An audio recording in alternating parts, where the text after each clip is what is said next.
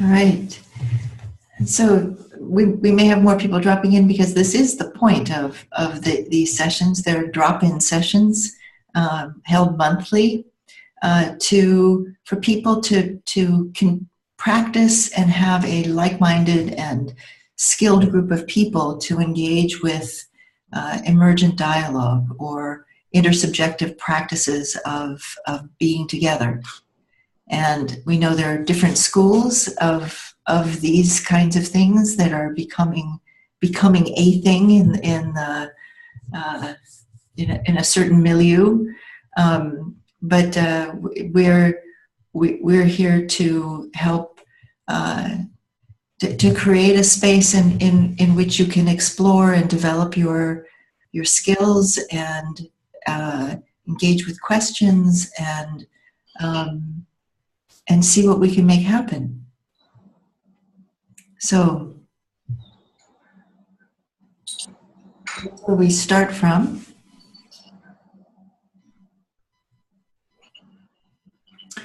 Are there any particular topics someone would like to talk about? Elizabeth and I talked a little bit different ideas we had, but we're also open to maybe someone's thinking about some aspect of the dialogue work or some experience that you have with the dialogue work, something that you thought would be great to investigate together.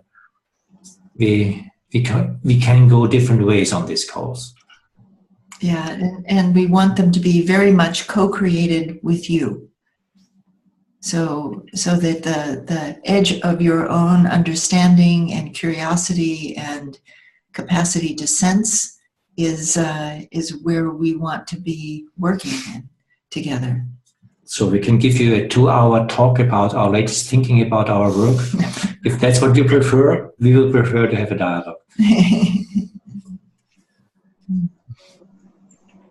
I have a question regarding a quote that I saw on the Emergent Dialogue site, which said that an individual alone cannot think non-linearly. And so I've just been kind of playing with that idea. I had the previous impression that right brain thinking was a non-linear way of thinking as an individual. So sort of thinking outside of the box. And then I started putting it together with our dialogue and how I notice that often I will sort of feel there is something to be said. So I will say something, not really knowing when I open my mouth what it is that I am going to say. And if I get to a point where I no longer have anything to say, but I have not necessarily come to the end of a thought. It's just that if I now continue to thought, it's going to be just fill. It's sort of going to be a meaningless something that I've said. So it seems that in the dialogue situation, I put forward something. I don't know where it comes from. I don't know where it's going. Then it feels like it's finished, and I then kind of stop. Is that in any way connected with your, with this quote that you have that one individual is not capable of nonlinear thinking? Do I have this quote on this side?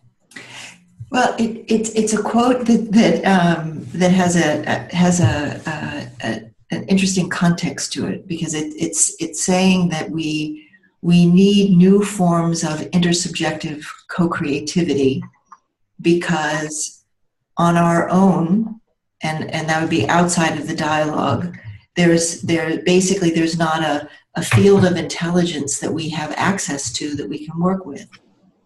And I think that what you're speaking about is your own capacity to have access to something that isn't immediately present in your own mind as a pre-existing concept or thought.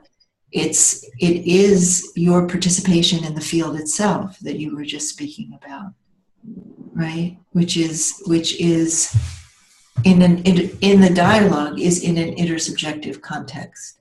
Mm-hmm, mm-hmm. So you're not on your own in that context, you know. No. And does that mean that outside of the context of dialogue that there, maybe I'm just on a discovery path around this nonlinear thinking. Perhaps I will not even ask another question right now, but just allow it to play out. Because I'm not even sure if I would agree with the quote. Well, you haven't read the whole thing. Because at least just on its own, I would say it would be too much to say that there is no form of nonlinear thinking that's possible for an individual. I think that it is possible to have nonlinear thinking. But what I agree with is usually when we think, we hold our thinking from our identity. So usually, if you're not schizophrenic, we have a developed identity, who we are.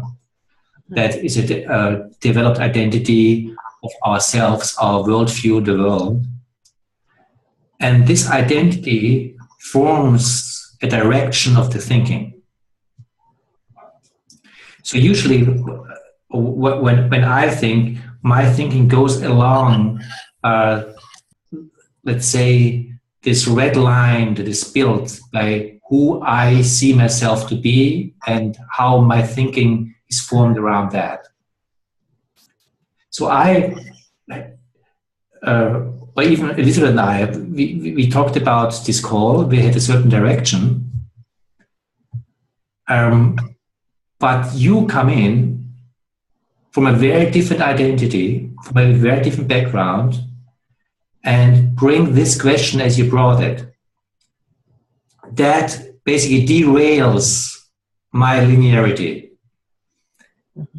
And the power of co-creative thinking is to ongoingly, one way how we could go about it is to start to dispute, have a discussion where I kind of follow my agenda and you follow your agenda, and then we'll see how our agendas work out with each other or against each other.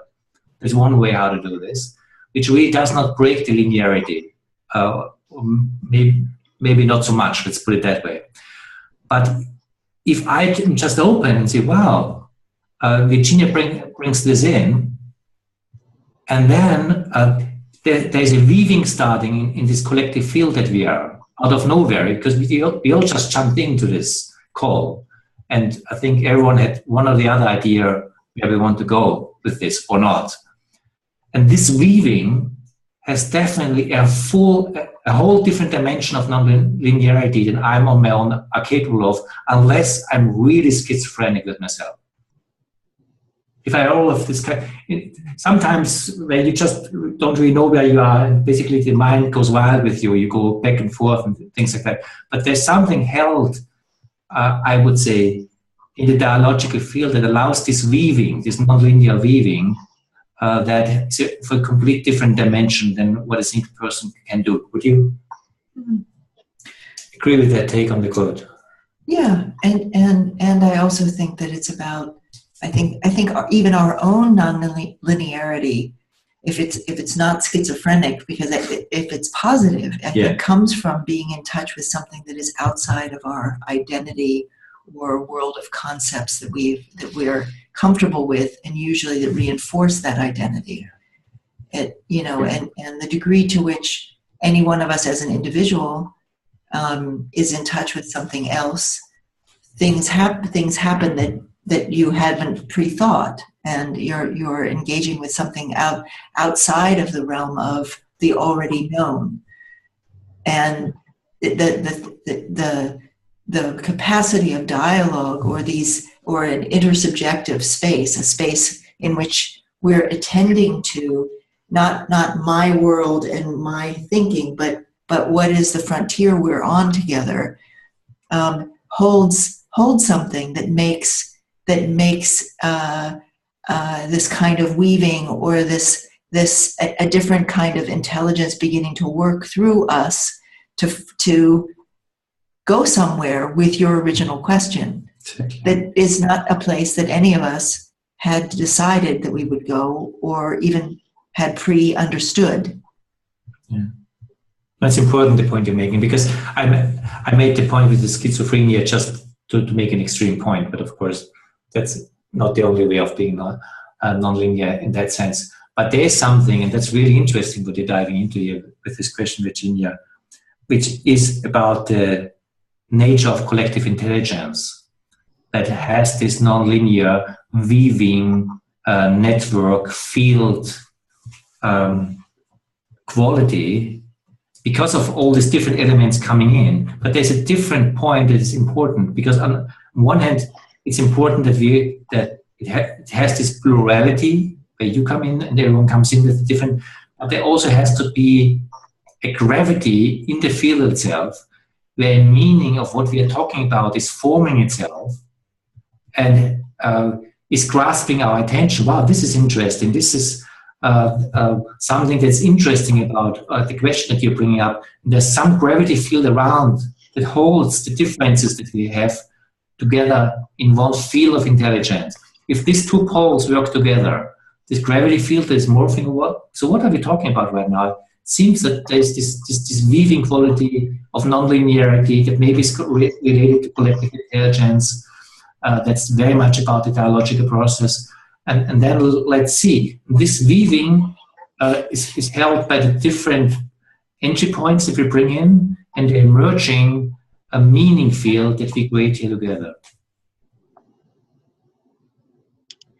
And it seems to me that a big yes is required, because I notice often in following your conversations that Elizabeth or Thomas, you will reply with a yes position to a person's input to the dialogue, and I will notice my first reaction would be a no to that in some way.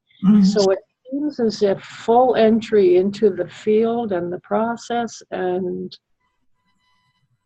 trust in it has like it needs to be an essential yes that I as an individual participant takes to the process, right? Because it feels as if the big we is a yes. Yeah. Yeah. That's actually a really nice way to put it. And if you think that there is nothing outside this process as we're in it, you know, that it is all part of this process that we're in together, that there isn't something that is, oops, no, not part of it.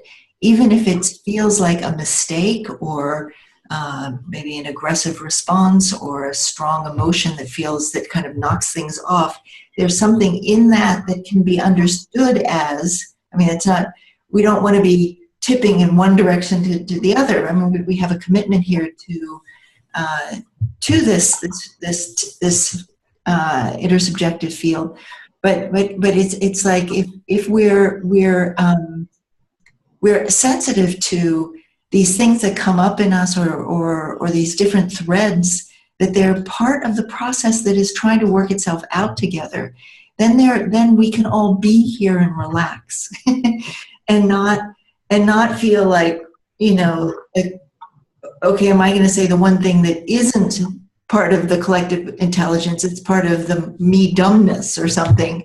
You know, you don't want, you know, am I going to be shown up here in some way that is uncomfortable? And, you know, our trust in the context and trust in each other is supported by our will, our interest in us all being in. Yeah. And our love for that, actually, you know. And sorry, just go ahead. I was just thinking there's something about that yes that adds spaciousness. It's the difference between a singular pipe, like a line, and one that is permeable, Exactly. And open. The image that came to mind was how bees swarm or how birds flock together. You have individuals, and then there's a coming together, and then there's a cohesion, a coherence, and it's like a shared agreement. Like we're all, there's a recognition, as you were saying, Elizabeth, there's a recognition that we have something here that is more than any one of us. And that's where the yes comes in. Yeah. No, that's great that you bring that in, Margaret, because if you really go slow with the yes, because there's something simple and beautiful about the yes, but I think that there's even some deeper meaning to it, what we do when we come with the yes. Because just if we bring it as an example, Virginia, when you brought what you brought, and my attitudes to what you brought would be any kind of no, whatever that means. What I really do in the consciousness field is I hold my consciousness world, my field, isolated from your world, from what you bring in, and hold the two against each other. There is no fertilization process really possible in the no. I completely can maybe disagree with what you're saying, or seemingly disagree, and still, and that's, I think, something that's very important because it makes so much of a difference in the dialogue. I can hold it in this trust that Elizabeth was talking about as a yes. Maybe I completely don't get what you're saying, but I stay with this in a yes, which is a yes to the finding out. And that curiosity, even the disagreement doesn't have to go away, allows to be fertile to each other. Because all of a sudden the two spaces become one and do something to each other because they don't get in an opposing position with each other. And that allows the creative momentum to really break open. And it's an attitude that needs to be cultivated, and that's when we make the point to make the difference how this looks from my perspective and the perspective of the field itself. The field between us holds all the different perspectives somehow, and to some degree, if I'm not completely isolated, I have access to this field. If I'm completely isolated, I don't have access to the field. If I'm not completely isolated, I have somehow access to that. And that allows me to step into this creative field that we create together. And then something comes out, nobody knows. But this attitude that really changes. And that's also trans-individuation, because I am holding something that goes beyond myself. It's interesting because I would like to go into what is that attitude? Because often when you think about attitude, actually often in American slang, somebody who's copying an attitude is somebody who's like, I'm not, forget about it. But it's like, so it's not, which is a position obviously against, but this attitude isn't an idea. It's not, it is it's more a kind of self position that is larger than oneself. It's the attitude is a, you're connecting it to trans-individuation is an important one, because it is something that is having my feelers out, having my heart open, my feelers that come kind of from my heart mind, right, open to hold what's here, hold here together and then to find out. My mind may say, I don't agree with this at all. Like, what are they talking about? That may go on, but there's a deeper existential, essential place, a position from which I'm coming that has priority, because it is non-separate from each one of us and from the field that we're creating. Is it like a container? Mm-hmm. You know, like an openness, like a container that the judgment can sit within it, and Mm-hmm. all the different voices can sit within it, but your awareness is with the container that can hold all of it. Mm-hmm. So it can merge and morph into something more emergent. Mm-hmm. Yeah. If that makes sense. I'm just trying to grasp what you're saying. Because it's just beautiful in itself to sort of have a yes to something, is, you know, even if your head is not liking it. I just love what you said there, to have a yes, because that yes almost immediately allows something to happen that a no wouldn't. That's right. Yeah. Okay. No, I actually, it is almost miraculous and unthinkable from a very individuated self position to realize that your mind can say one thing, and yet you in the deepest part of yourself are saying yes. That is amazing. Yeah. And that happens in meditation sometimes. Oh, yeah. When you hit that feel, that openness, that emptiness, and your mind, you can hear it, you know that container is really where you want to be. I hear intention in that. Yeah. Huge intention. Intention, like when you sit down to meditate, your intention is, I'm going to meditate. My mind may do what it's going to do, and I'm going to meditate. There's a distinction there.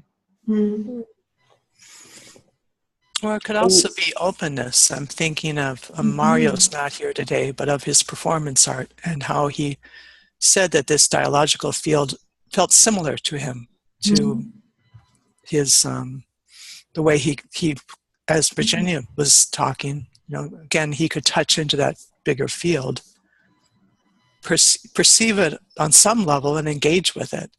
And so it's an engagement with. Yeah, that's part of the yes. Yeah. So it's conscious and unconscious happening together. Sort of. Say more. Say more, please, about that. Well, I suppose I'm thinking of meditation again. When you slip in, you're not conscious of where you're going to slip into, but you know that there's something there. So you're. I'm not really sure. I know what I'm trying to say, but when you slip into meditation, something starts to let you go. And the conscious mind is looking for a context. But if you leave that alone, something arises out of that unconscious, which is a deeper awareness or whatever it is. It's almost like a paradox. Yeah. I agree with you, Bernadette. Just to find out, because I would say there's a second part to this, that when you slip into this consciousness, as you're saying, or beyond your consciousness, in meditation, and you kind of open up to this, surprisingly, I would say you find out that there was a deeper part of yourself that always wasn't aware of this. You were just not with your deeper part. Yes, exactly. Which is interesting, because it's not, no, I haven't been there yet. It's a double experience. There was a part in my self sense somewhere that is not unfamiliar with this, but I haven't been with this part of myself. So in that sense, in a deeper sense, it's arriving to a deeper part of who we are also in that. And so that's maybe the paradox that you're describing. Yeah, that's beautiful. Thank you. You've clarified it. That's great. And that could happen on both the individual and the collective. The same dynamic.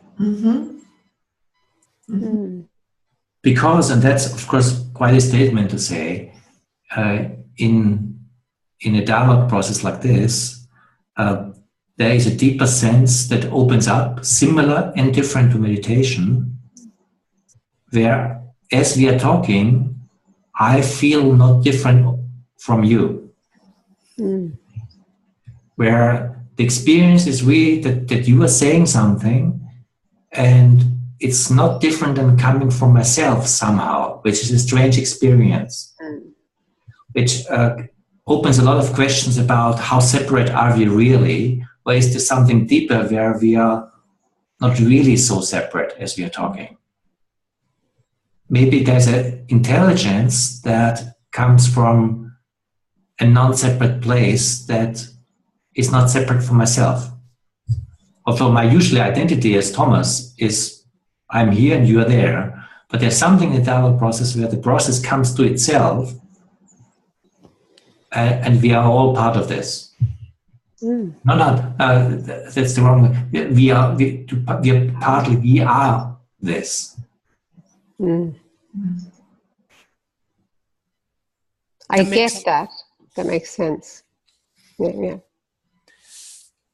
That's, yeah, I was just going to say that in the group I'm in, the Evolutionary Collective, we've often had the experience where many of us are feeling the same thing, not together, but in our separate places. And then we each individually interpret it differently, in the context of our lives. So we're all having this similar experience. And then and it's only when we get together and talk about it that we're all like, yeah, I felt that too. Yeah, I felt that too. So there is something that we're in touch with and perceiving, and then we individually try to make sense of it and think about it and interpret it, which isn't necessarily the case at all. Our interpretations may be completely incorrect. So does that mean then, if that space is there and we listen for it, like really deliberately, and you let mind and then you let your context, you let your idea, your contextualization of that space disappear, that then if everybody comes together with the oneness that connects us all, is that how something really new can emerge? So does the mind get in the way? I guess that's my question. Does when we sense something, again, I guess I go back to meditation. As long as I don't try and contextualize and give it meaning, I drop deeper. So, if you're in a group like we're talking and your mind is wanting, which is exactly what I'm doing now, trying to grasp something, that it's almost about just gently grasping it and then letting it go to see what emerges. Because I feel like whatever I've said, for example, somebody takes that thread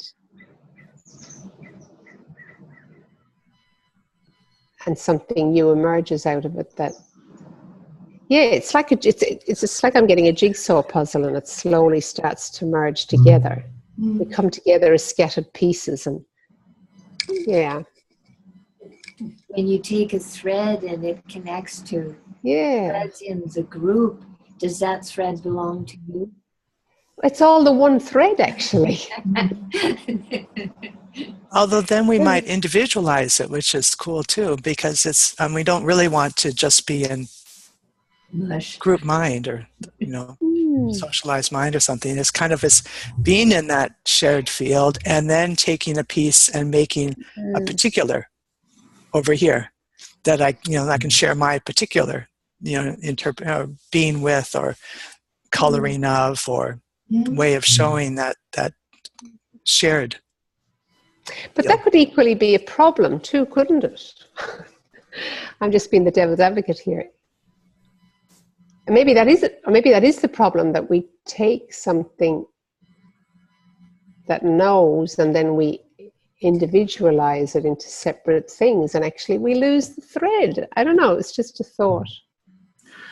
So you could go to the extreme in either direction, where it gets super individualized, or it turns into mush where the individual's lost. What we're looking at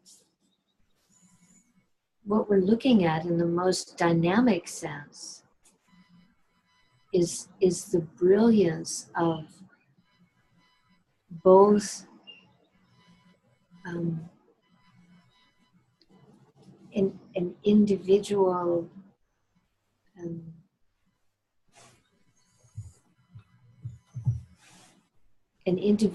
participation, engagement,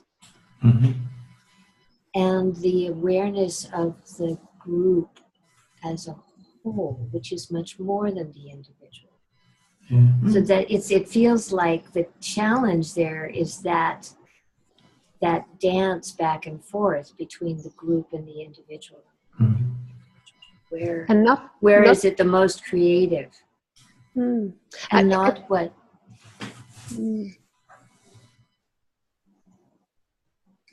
It's interesting because the thing that our attention is on is even beyond the group, isn't it? Ultimately, or not even ultimately, very practically. It's not simply this group of people, these faces on the screen that we're holding, but it's something that actually goes between and through and amongst all of us. And so there's my and shifting from my perspective here to how is it that I am here and seeing the whole? What is my particular contribution to seeing the whole that is unfolding right now?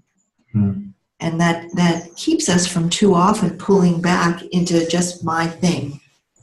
But it's different from seeing myself as a member in a group. But it's my, here I am as a unique point of intelligence in the field of the whole. Yeah. And that's also the difference to groupthink. Because in groupthink, the individual collapses. And there's only this one collective, unindividuated, whatever, gravity field, mostly held by some gravity point, maybe an individual or someone, or the group as a whole. But what we are talking about is a very creative tension between this individual pole that you are describing and the recognition of the whole. And it's not holding onto it. I get a sense here of just, there's no holding, there's a flow. And it's almost like if you can catch that flow, something happens. It's like holding with an open hand. Yeah. To use a metaphor, say, if an individual is learning how to ride a bike, it's the place where you let the body do it, and you're not thinking it, where it happens. So if all of us here are trying to ride one bike, then it's the place where that thing that's all of us is surrendered to it happening. So it's almost using the mind to get right to here, and then at some point you have to leave that behind. Letting go. But it isn't even anything that you do to leave it behind. It's just at some point you're there.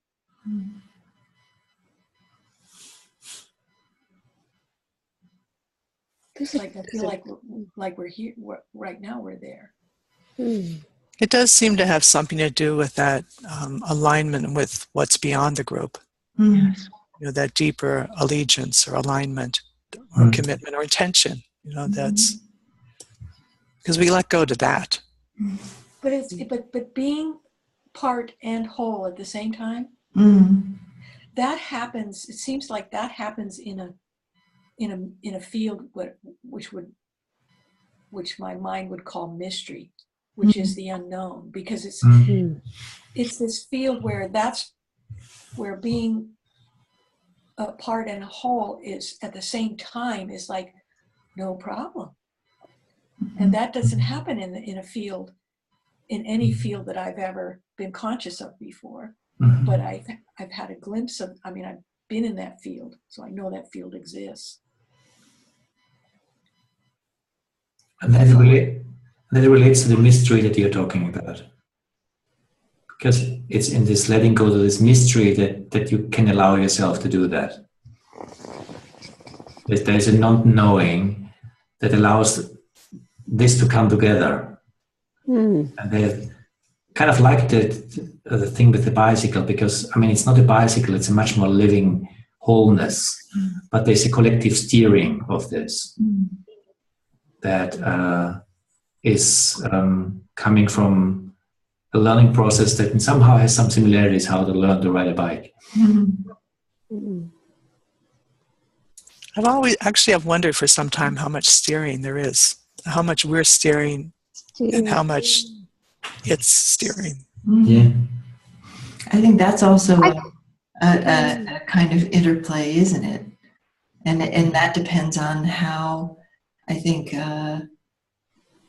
open we are to being liberated from our fixed ideas, our need to know, or, you know, all these kinds of things that end up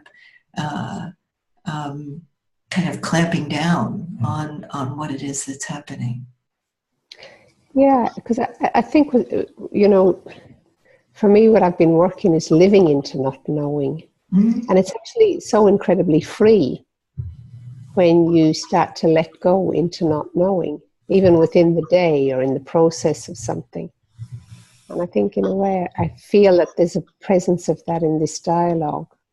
Exactly. And when you come into not knowing, the not knowing always knows. You know, I always feel, even when I make a decision, I think if I can let the decision go, it'll show up. And sometimes I'm the other side of the decision. And I think, when did it get made?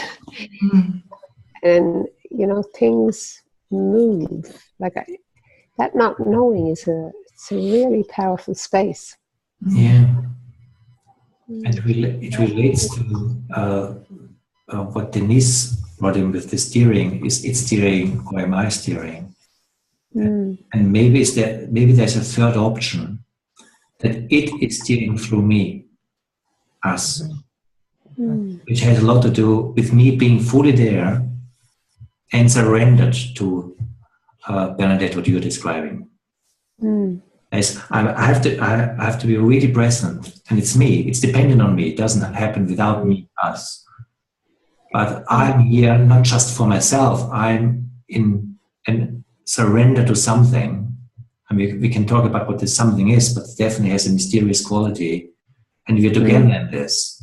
And it needs us together in being fully here and in a form of surrender, so that it can form itself through us.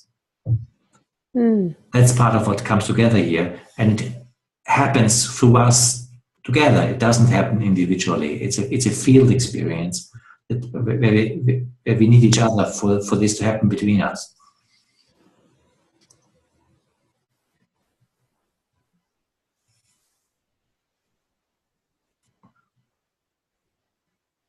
That it, Thomas, that you're talking about, we need it.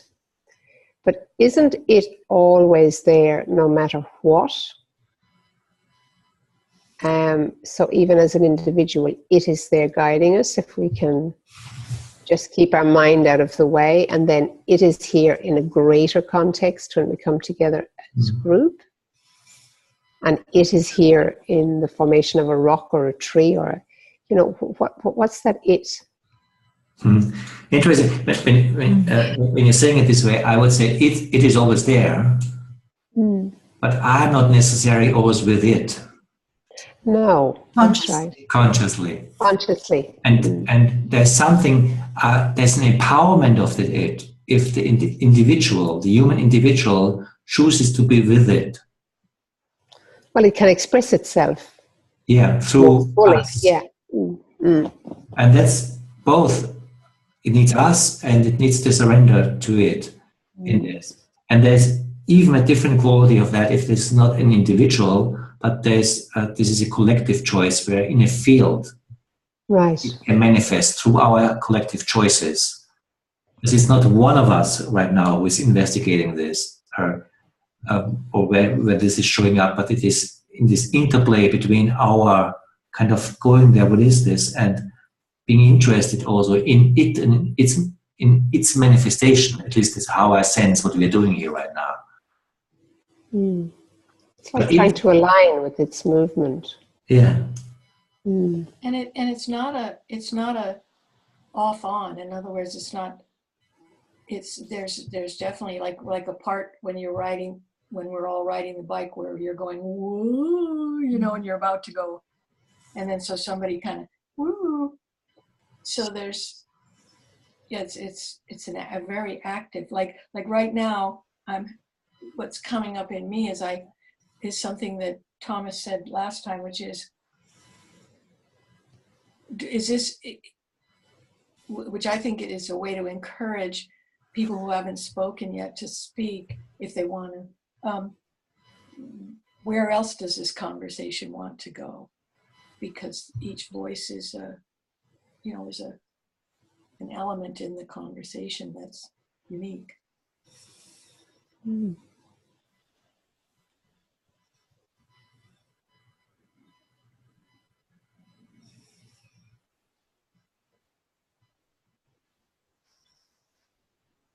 You know what I like about that, Susan, is I'm not so much that it needs us, but it's an invitation to us that we can be a part of this, that we can engage, that we can speak, or whatever the form of engagement is. Here it's speaking. But there is that invitation to being a part of making trees and flowers and, making, creating. That is, that we bring our particular individual flavor to, like, a Denise tree, an Angelo tree. And I think it really needs us in a way. If we really want to, I think it always needed as soon as human beings were developed in the world, it needed always the collective to bring something forward, to develop, to evolve. And I think it's not different now. On the other hand, what is it? I mean, it is us. So I think we need each other, whatever we want to do, and especially in this kind of work when we want to live or to come together beyond ourselves. Especially in this kind of dialogue where we can and just out of curiosity, how this, what is between us, is getting something alive. I mean, it's a force, and it's a pure energies, pure life, where we can just give ourselves to. And yet it's not different from us. It is us. We are doing it. We are recognizing it. We are it in a way.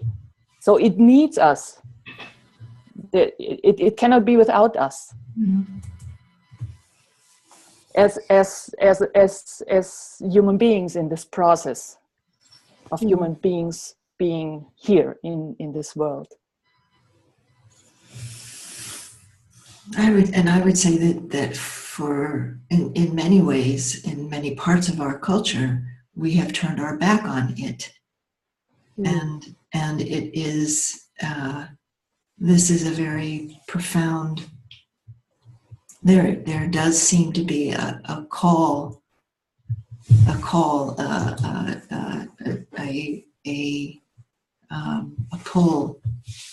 from this this dimension of life, from this non-separate it that connects us, that wants us to express something and commit to something that is not what human beings have committed to thus far.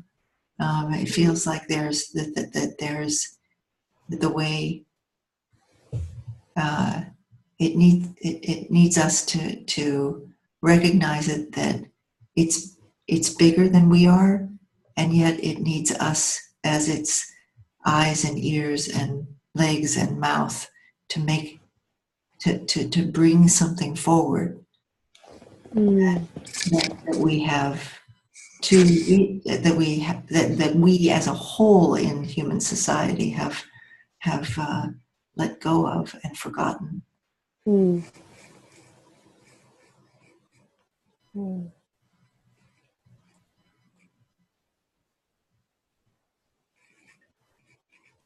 And in an odd way, it is both our precious and nefarious agency, and our agency being given to something larger than ourselves, to steer, to guide, to find a new way forward together, as out of this space between us.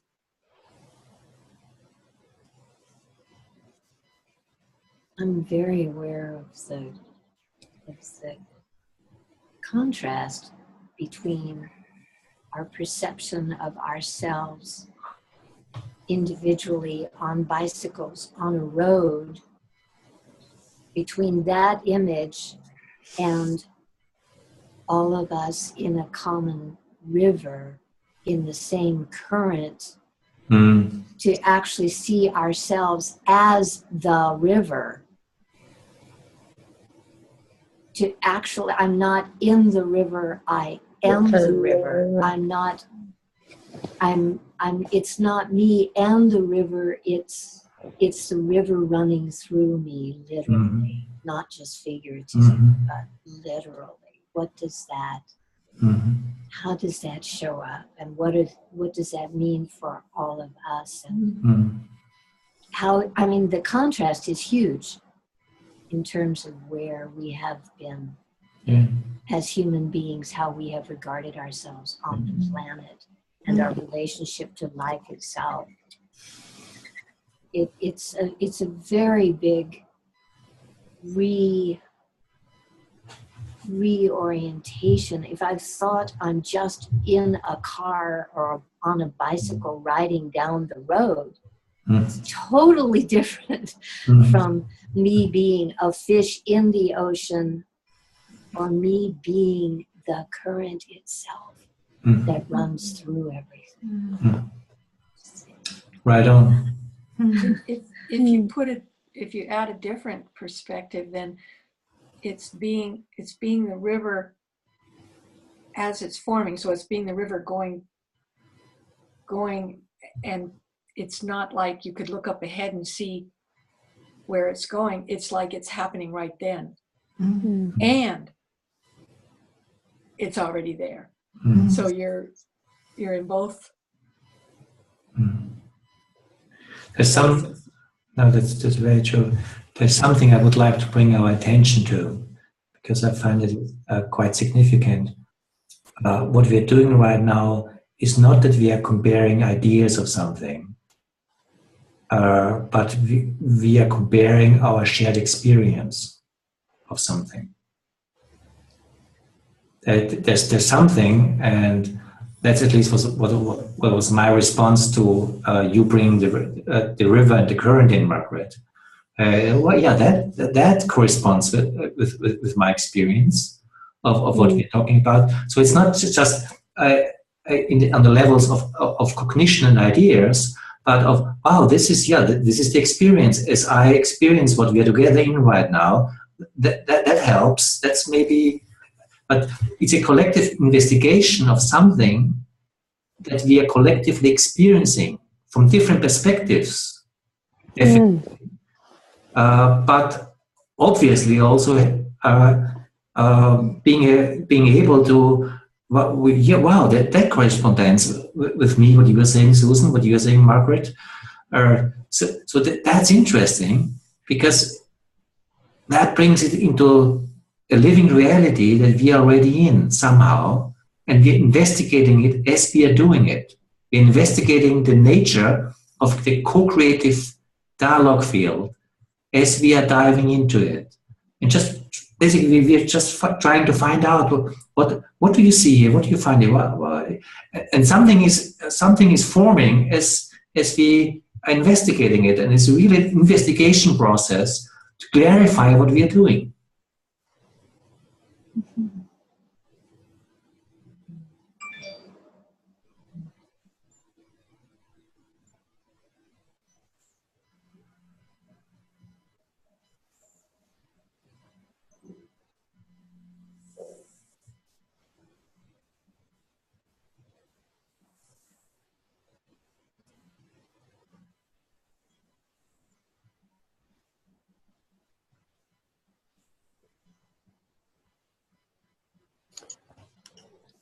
I get a sense when you talked about the river of just being something in the river and becoming aware that if I completely surrender, I can become the river.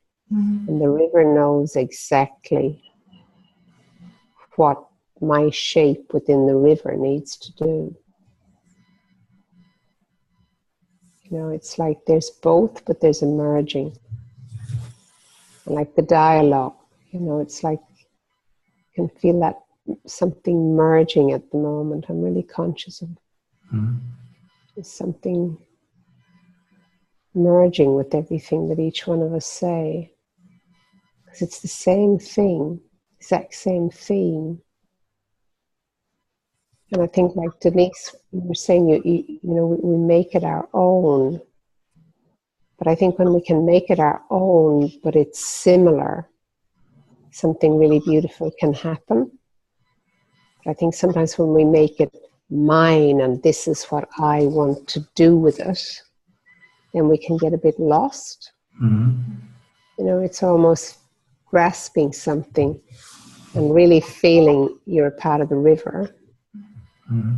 And really trusting that, knowing that the river might do something different with the twig as it does to the log or the stone. But I don't have to, it's not mine. I get a real sense of if you take me out of it.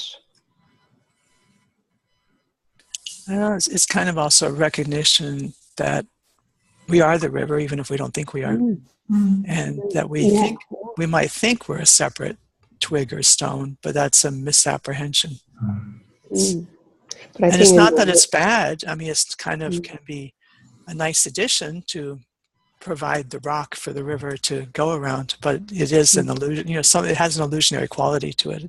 You can be a rock for a while, and it's not. I don't think it's wrong or bad because it can add, as long as it's not. As long as you don't forget that you're also the river. Mm-hmm. Absolutely. Well, I think mainly if you remember you're the river, even if you don't sense it, if you can just, like you sense it now, if you can keep remembering that you don't get hooked on being a stone, you know. And as the river, the joy of moving around the stones, and the joy of yes, just the joy of movement of the river, with the occasional sort of a blocking, and then again the freeing and the moving forward. And the joy of being a rock for a while. I mean, you know, stopping the river. You know, there can be a joy in that too, as long as then it's like, okay, now your turn to be the rock. I'm going to go float down.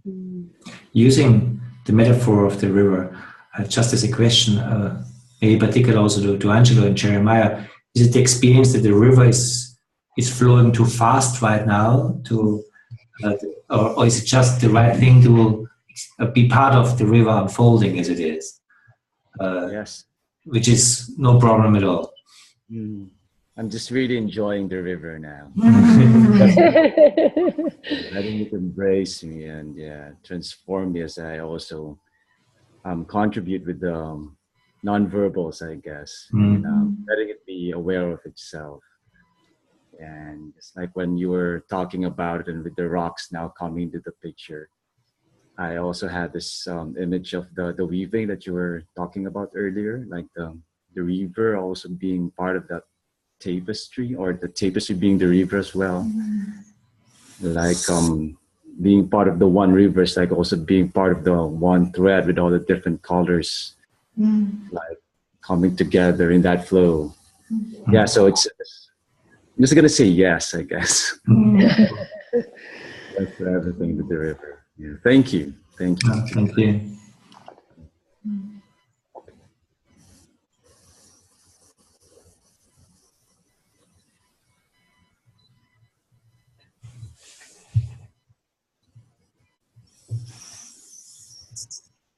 And Thomas, I also want to thank you for reminding us again about the importance of the shared experience as part of the flow, as part of the embodiment, I guess, of being the droplet in the river, and as well as the allowing of the river to be aware of the river. Because without this coming into this space with I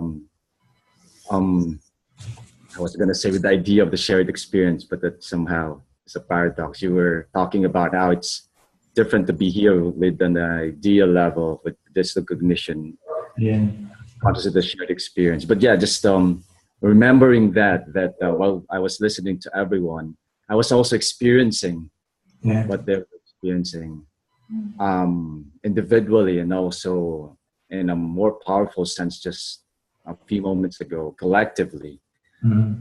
Something that's really important for me to remember, that it's just more than here, but it's this wholeness, it's also part of that whole, the river, So,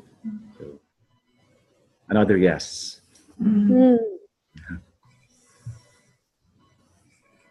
Another resonating yes.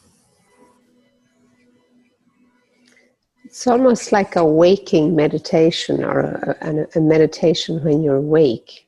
Like what you close your eyes to slip into suddenly becomes something that's quite tangible while you're having a conversation. That makes very lovely.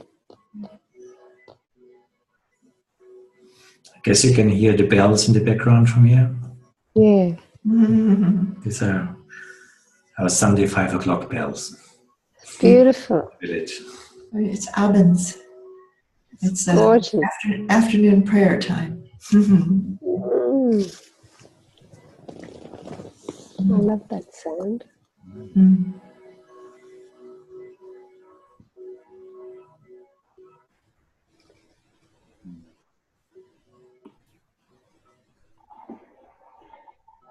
I would like to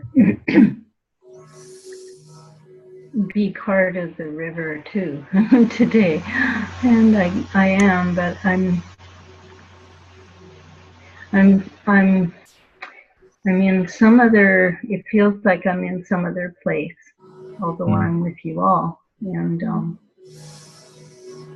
I don't know what that's all about. It just feels to me today like I don't know anything. I'm just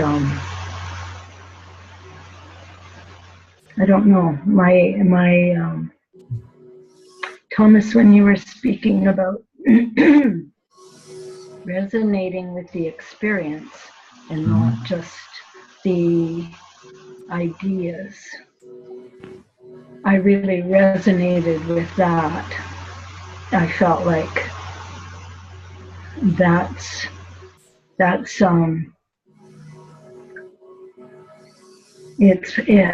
I'm feeling I understand that. I understand that. But my mind and my I don't know, my mind, my heart, everything, it doesn't feel aligned today somehow. And so I feel like, I guess, a rock, but the rock isn't separate from the river.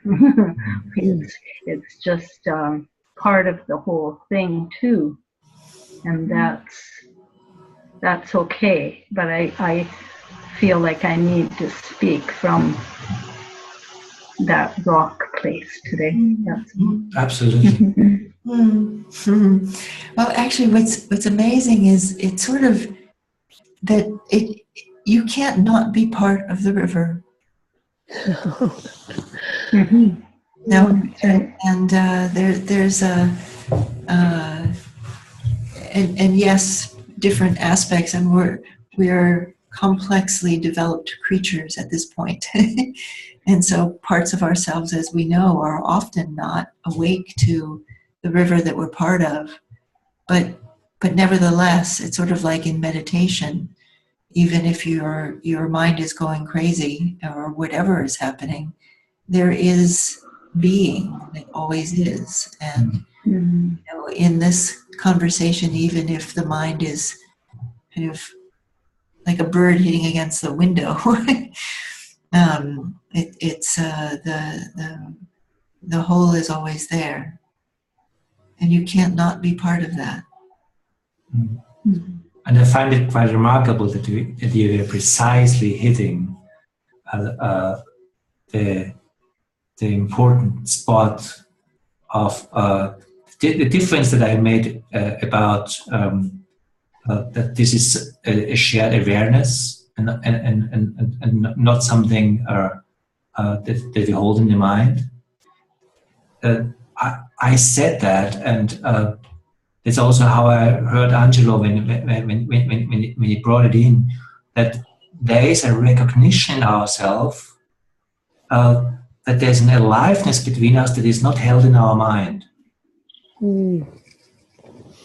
And usually the place where I can retreat from this aliveness that never goes away, that's what Elizabeth, how I understand Elizabeth, this aliveness, I can pretend not to be there, but it never goes away. But I can retreat to my mind, and to the degree I can do that, my mind can create an isolated world of isolation from this. But the reason why I made the difference is because in the moment I'm aware that it's not happening in the mind world, it's happening in the awareness world. If I am just open to this insight, the bubble of the mind is peaked.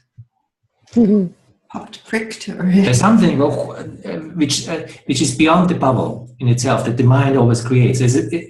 At least my experience, and that's crucial because that's as you're saying, that's the popping of the mind, because you realize that even the idea that this mind world exists isolated is in itself not really true.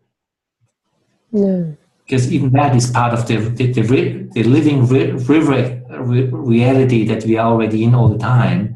But it makes a difference if we are consciously part of it or partly not aware that we are part of it. That is what the difference is about. So it's interesting that you exactly hit that point, which I find is a form of recognition of something. And that is really not a problem as long as we don't make it into a problem. No, not at all. I'm aware of the beauty that rocks add to a river. It's a beautiful addition. I'm happy to hear it. Yeah.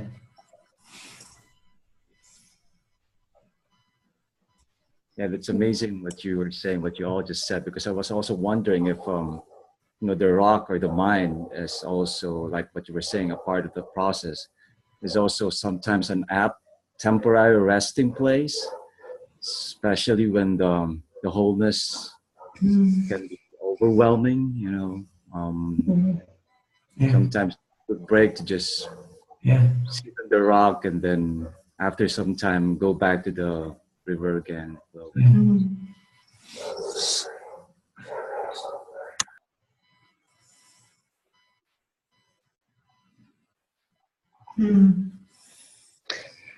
So mind you, I think the river can feel really good as long as you don't over-identify with being a rock. Yeah. You know, I think when the mind identifies with something, but you keep your eye on the river, Exactly. the mind slows down and the river gets you back on course. Remembering that it's part of the river as well. But that also speaks, so yes, I agree. And it also speaks to that we are complex creatures, that it really feels like it's okay to be a rock for a while, as long as, you know, I don't forget that I'm the river, but today I'm being a rock, and that's okay. I can be a rock for the day. As long as I trust the process, that I have not been separated through my own doing or somebody else's doing, you know, that some evil, whatever, has come through and separated me from the river. No, I trust it, that I'm there and it's here and we're together. Then today I'm a rock, and that's okay. I can express rockness in, you know, among us, the rock aspect of reality. Rockness. Do you think, Denise, that what the differentiation between those places that you're talking about is whether you're conscious of them or not? Partly, but not only. I think it is really kind of all, I think it is part of this. I mean, if we think of this again as somewhat as an invitation, it's part of the experience that it's having. You know, it's having an experience of a rock in Diane today. And, I mean, who am I? I mean, maybe it wants to have an experience of a rock. Who are you, Denise? The big question. But I think, too, the rock eventually gets worn down by the river, whether it wants to be a rock or not. And I think our mind eventually gets rubbed up to get rubbed out, too. And it's interesting also, if we make the perspective broader, maybe it's not just the river that is a river. Maybe the rock and the mountains and everything is a flowing river in the cosmic perspective itself. Maybe it's not just the water running, it's just taking with the metaphor that we're talking about right now, that it's really the river. Maybe the whole thing is the river, including the so-called rock in that. Because I find it fascinating, we're talking about this river, that became this river metaphor, because in the preparation to this conversation, Elizabeth suggested maybe we should talk about process consciousness today. And of course, this river image that we're using and and process consciousness is not separate. Is not so separate. And to see that we're investigating what we're doing right now, and we're trying to understand, at least it's my understanding of what we're doing, what this dialogical field, this process field is about, and how this is more than holding us separate and holding our separate identity from this, and holding this tension between the separate identity that also has a function, and it's my eye sense, it's also my mind, but opening up that even that is part of a process, and that is forming as we are in relationship right now.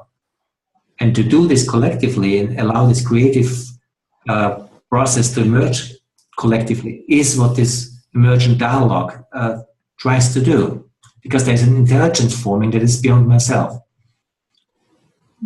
And it seems to be different than having just a debate about is it a river or exactly, or am I a rock? It's very different, and I think it's important to be aware of the difference and see if the difference is significant or not. Because for me, it's significant, this difference. I really find it important, and I'm very I'm always very inspired by seeing this and seeing, wow, there's a different way of being together, investigating together, finding out together, and also being human together. That comes from this awareness. And jumping into this awareness, not just being aware of it, and it's the actively becoming this awareness.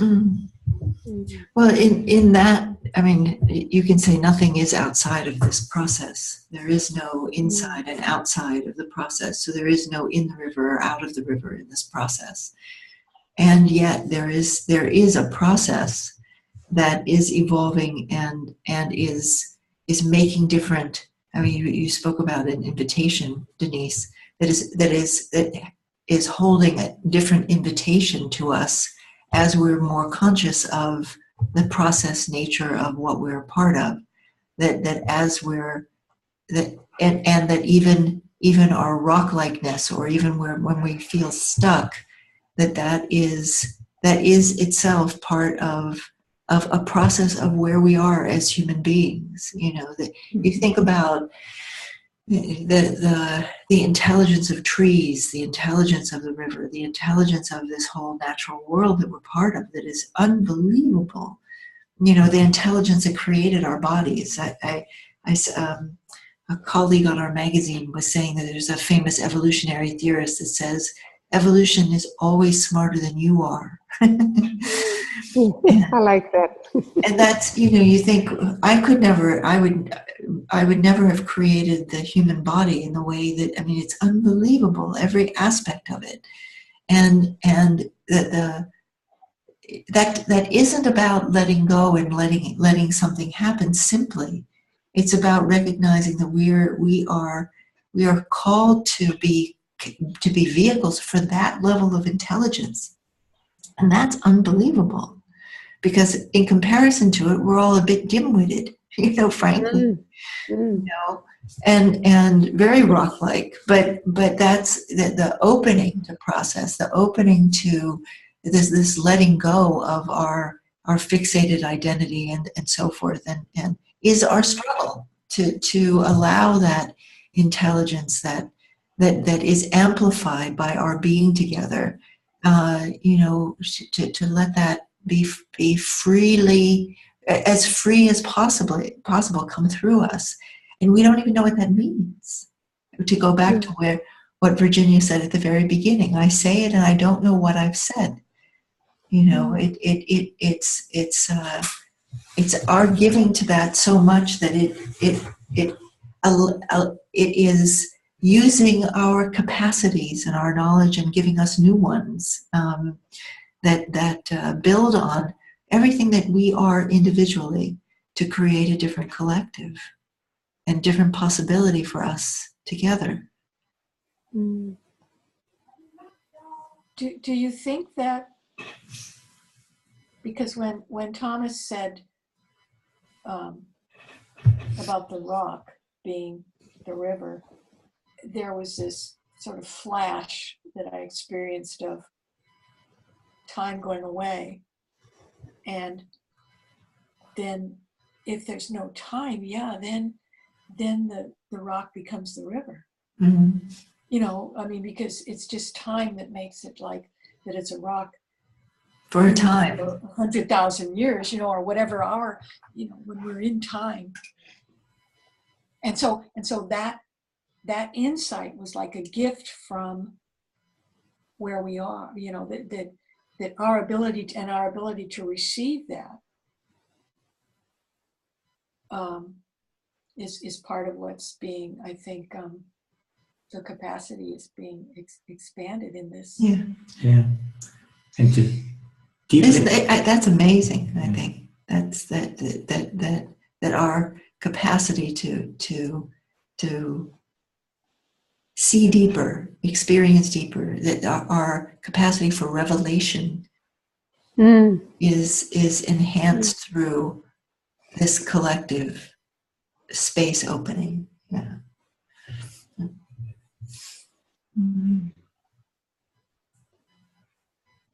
I just want to jump in finally, say hello.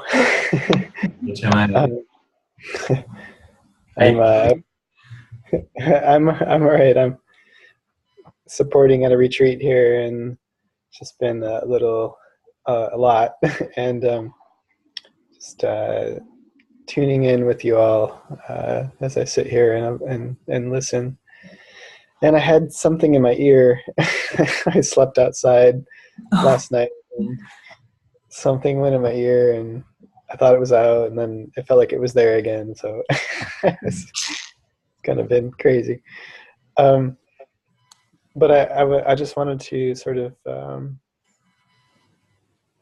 I guess, flow off that idea that's kind of come up about the intelligence of the river, the intelligence of the rocks, the intelligence of the wind, basically the intelligence of nature. And there's something that Francois said yesterday, I think, that I kind of thought about, and I think it's apropos here, and that is that we spend a lot of time, or I guess a lot of intention, and listening and paying attention to nature, of what it's saying to us all the time, and particularly the fire, but also the trees, and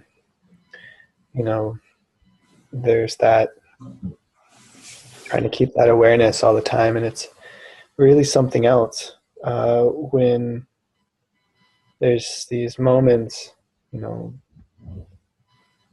even sometimes extended, where I really, I guess, when one is there and is hearing a language, hearing a response to my thoughts, or to what just happened, or is happening right now, or what might happen. And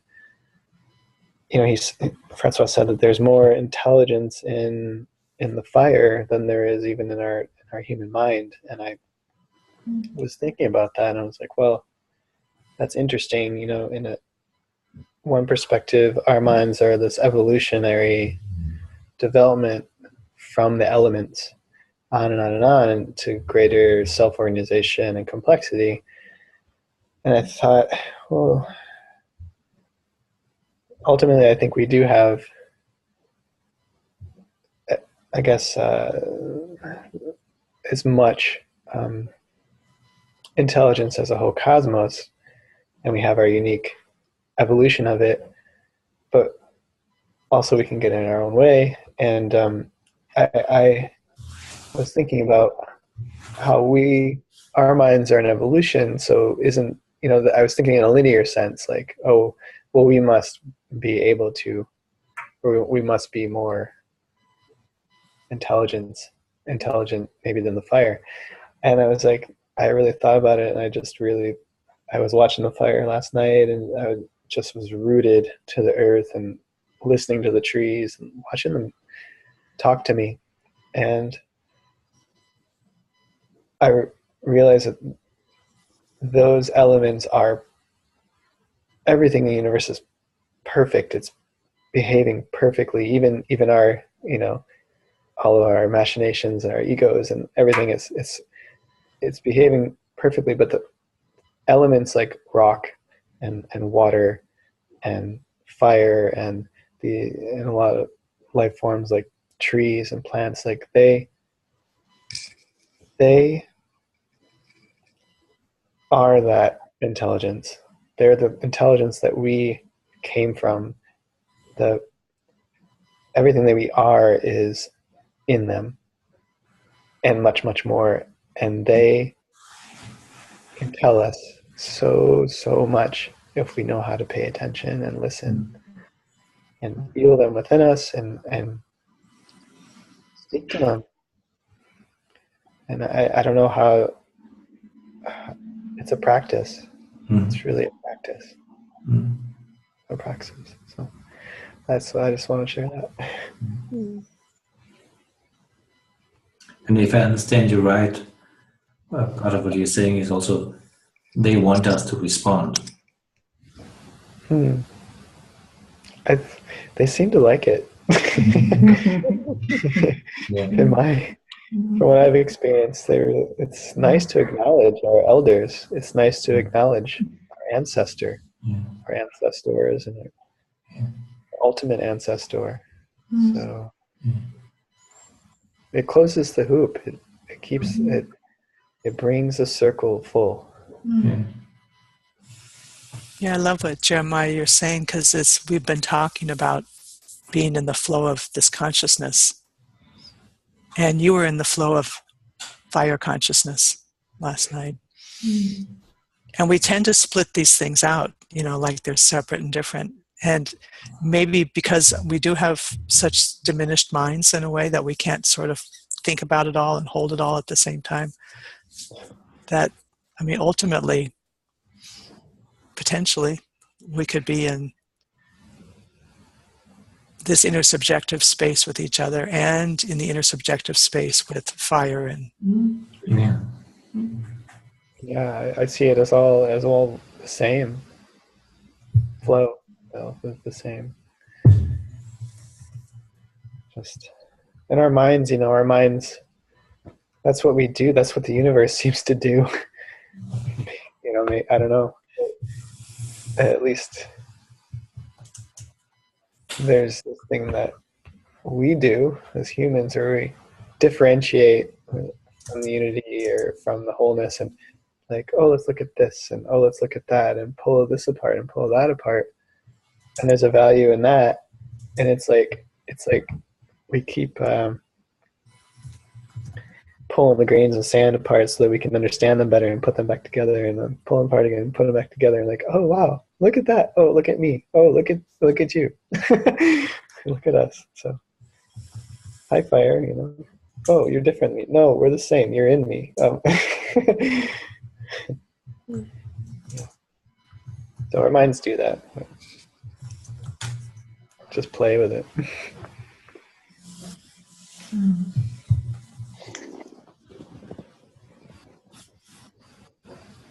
Well, you said, Thomas, the whole is so much greater than the parts, and I think sometimes we pull it apart and we forget the whole. I think, this dialogue is, the focus is on the whole, even though we're pulling things apart.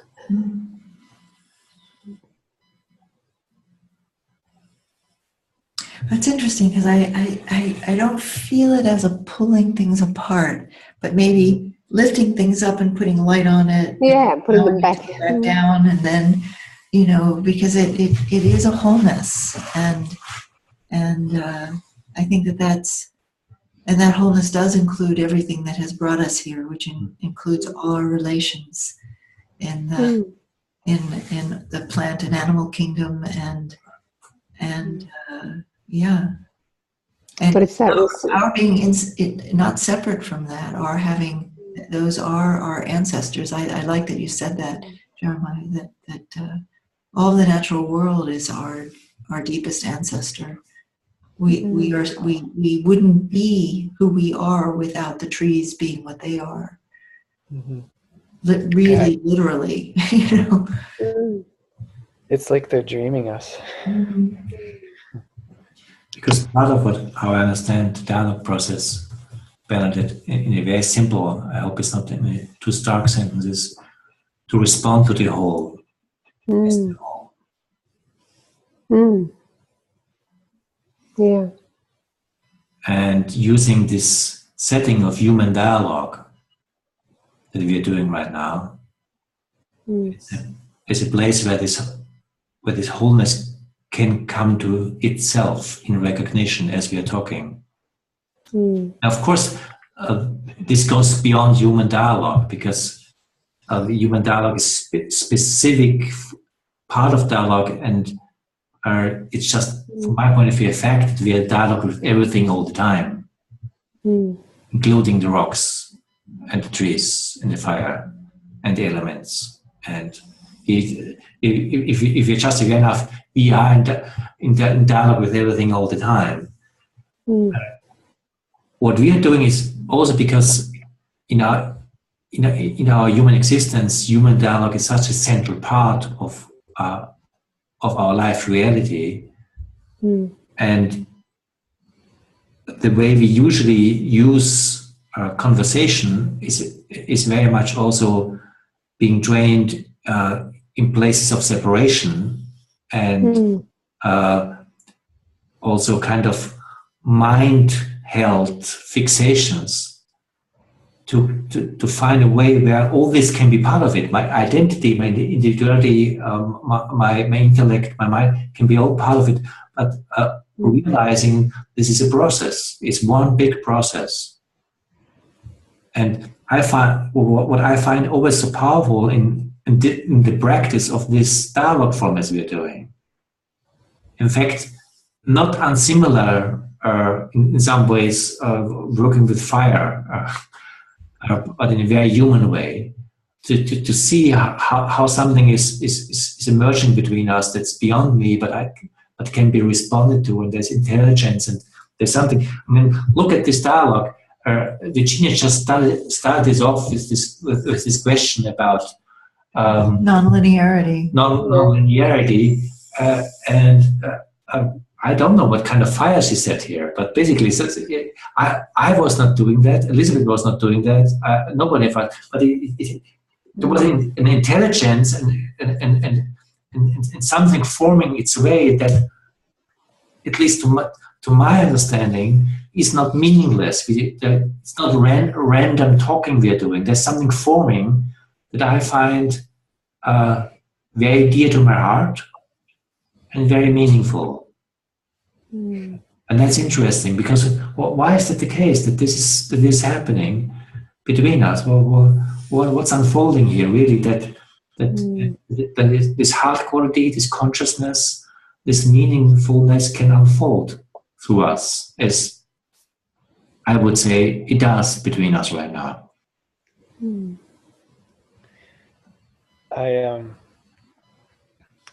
So last night, as I was sitting at the fire,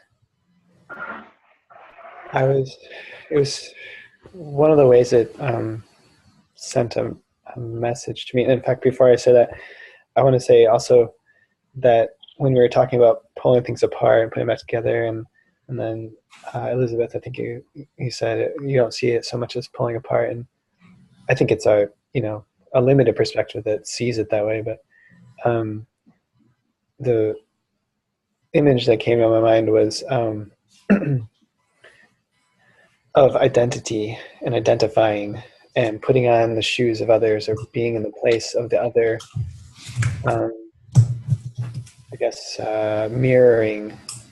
So I saw kind of a network of perspectives, more like there's a perspective of the fire, there's the perspective of the wind, there's the perspective of the tree.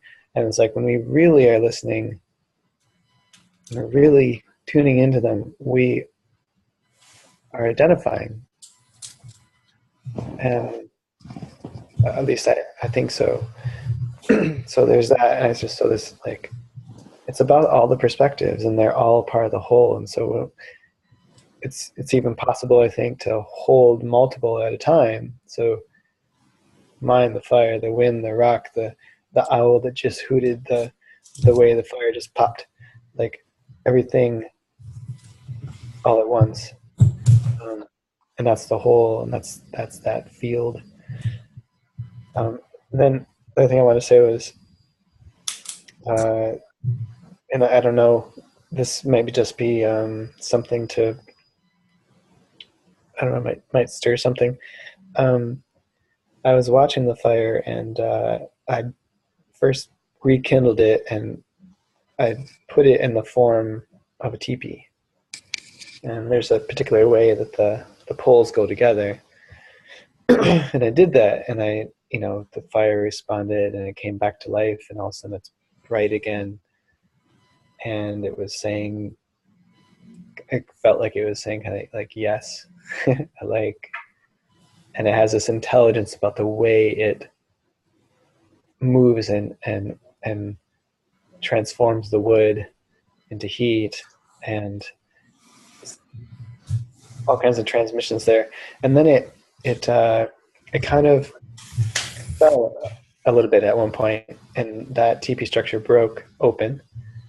And I had just been thinking about like the significance of the TP structure and how it's a pyramidal and it channels energy up and so forth. And then it was like the fire shifted and it was like showing me like this is what happens when there's a break. And then about 15 minutes, I was meditating, closing my eyes. I opened my eyes back up and it put itself back together again. Somehow had shifted again and put the TP back together. And that was amazing. You know, that's an example of this. So I wonder, it's interesting. I wonder to bring that kind of listening to this forum, you know, that who is the wind here? Where is the wind? Where is the fire? How does it come together? Where does it fall apart? That kind of listening within a context like this is using the intelligence of our elements, the elements that we're made up of, to create something, to create a different kind of fire between us, and that's what we're here for. And not to to give that level of attention to here now. It really is tending the fire too, and like knowing when to step back, when to come in and be like, oh, here's a little nudge this way, a little that way of the wood. But that also works with us.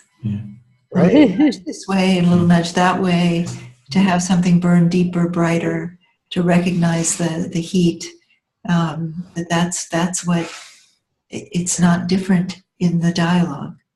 I like the thought of tending the fire of consciousness in the dialogue. That's a big part of how I see this work. Yeah, I like that. So we're thinking that it'd be great for you to keep going as a group, and I think again it maybe to stay all together as one group would be good, and maybe to continue with that metaphor. Actually, together, can you tend the fire of consciousness in the group? What is that? How does that work? I don't know. I just stumped in with that. What do you think? Okay. If it's good, if it's good for you, if that seems to be an interesting way to go. I'm sorry I have to go, but I will be leaving my fire with you. Okay. All good? All going good on your side? Yes. Practically? Yeah. Thank you. I just have to attend to something now, but deep gratitude to everyone. Thank you. Okay. Great. Thanks, Angela. Thank you, Angela. Bye, Angela. Bye, Angela. Thank you. Okay. All right. So we'll step out and we'll come back in about a half an hour, or a little less, maybe, and see how you tend the fire. May I ask what it means? Tend the fire. Entschuldigung. Das Feuer ein Feuer unterhalten. Oh, okay. Yeah. Wenn ein Feuer It's like kindle fire? Ja, genau. Okay. Good. Also dass das Feuer brennt, einfach Okay. immer wieder ist, the kindle, genau. Yeah. Thank you. Okay. Okay. All right. But it's just a metaphor. No, it is not just. It's not just a metaphor. No, it's not. Okay. Okay. Is it okay? Yeah. Yeah. Great. Thank you. Thanks, Thomas. Thanks, Lisbeth. Yeah. See you soon. I was just thinking, Jeremiah, when you were talking to us about your experience last night and how